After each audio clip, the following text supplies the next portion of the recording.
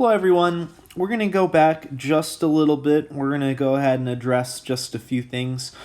Specifically, we're going to go ahead and derive what coordinate sine and cosine is, or are. So with this, we're looking at this triangle. It's inside of our unit circle, so we have this radius of 1. We know this is our x value, we know this is our y value. We're going to go ahead and label this right here, theta, our angle that we're referring to. So from this, if we're trying to find sine, specifically, if we are trying to find sine of theta, you guys know that this is going to be opposite over hypotenuse. And when we do this, we're going to go ahead and take a look inside of the unit circle. We're going to find that our opposite side is y, our adjacent is x, and our hypotenuse is 1. So in the unit circle, if we go ahead and plug into this, we're going to find that sine of theta equals y over 1, which just tells us that sine of theta is equal to y. Okay. The next thing that we're going to see is that if we're trying to find our x value, we're going to go ahead and talk about finding cosine. So cosine of theta, what's going to happen is we're going to go ahead and take and divide each of these. So the way we do that is we're going to go ahead and take adjacent over our hypotenuse. And when we do this, we're going to find that the adjacent is x and our hypotenuse is 1. So we're going to have cosine of theta is equal to x. Okay, so when you're looking on your unit circle, we have our x coordinate and we have our y coordinate. And what we're going to do is we're just going to simply go ahead and this is going to be cosine and this is going to be sine. Okay. So when we're reading from the unit circle, we're able to just go ahead and after we're able to find each of our coordinates, we're able to go ahead and find what sine and cosine are. The next kind of step is to just talk about what tangent is. So tangent of theta, we've already talked about this, is going to be sine divided by cosine, or y divided by x. Okay. So when we do this, and well actually I should probably just go through the entire buildup of it. We know tangent is going to be opposite over adjacent. So if you're taking that and looking at it, we're going to find that tangent of theta, opposite right here is y, and adjacent is x. So we're going to have y over x. And from what we just learned, we found that cosine is equal to x, and sine is equal to y. So we're able to just plug these in. We're going to find that tangent is equivalent to sine of theta divided by cosine of theta. And so whenever we want to find our values for these first two, all we have to do is go ahead and look at the unit circle and we can find sine and cosine.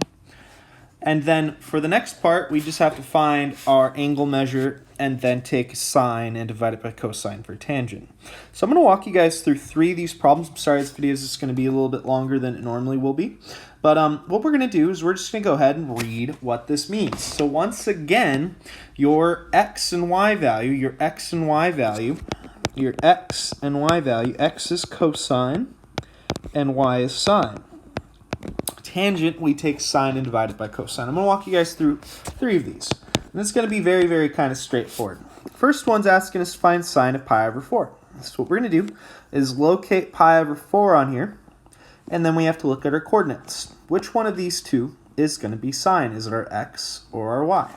If we look back at it, it's our y value.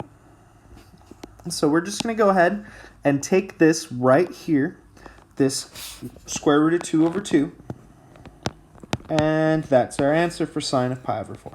That's it. Okay. The next one we're going to take a look at is cosine of 3 pi over 2. So what we're going to do is go ahead and find it. And once again, cosine is your x value. So what we're going to do is go ahead and find 3 pi over 2, which is going to be right here. And it's going to be our x value. So cosine of 3 pi over 2 is going to be 0. Okay. And for the last one, which is a little involved, I just want to go ahead and try to remind you guys as to what this is. Tangent, once again, is going to be sine of pi over 6 divided by cosine of pi over 6. Okay?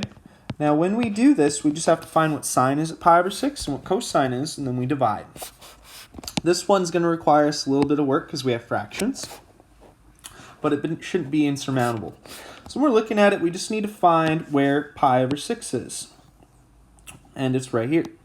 So we know our cosine is going to be root 3 over 2, and we know our sine is going to be 1/2. So we're going to go ahead and plug directly into that. We know sine is 1/2, and we know cosine is root 3 over 2. Okay. Now, I know many of us are afraid whenever we see a fraction divided by a fraction, but don't be afraid of this.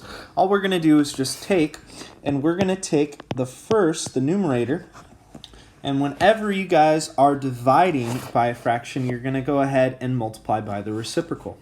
So we're going to go ahead and multiply this by the reciprocal of root 3 over 2. So we're going to have 2 over root 3. Okay. When we do this, what's going to happen is our 2's are going to cancel, and we're going to be left with 1 over root 3. Okay. Specifically, this is in a form, this is not in the correct form because we have a radical in our denominator. We want to bring that up. So the way that we do this, just like we discussed in class, is we're going to need to multiply by a number on top of a number. We have to multiply by a number that's divided by itself. Why is this? Because when we multiply by 1, it doesn't change our equation, doesn't change our values, it just makes them look different. We can move things around that way. So in this case, we're going to multiply by root 3 over root 3. And when we do this, when we divide root 3 by root 3, we get 1, so that's okay. So when we do this, we're going to get root 3 over, and if you guys know, root 3 times root 3 is just going to give us 3. Why is that? Because 3 times 3 is 9. And the square root of 9 is 3. So this is going to be our answer for tan of pi over 6. Okay, so what's going to happen is you guys are going to have 4 or 5 problems afterwards that are just like this, and I want you guys to try your best on it, and I hope you guys have a wonderful day.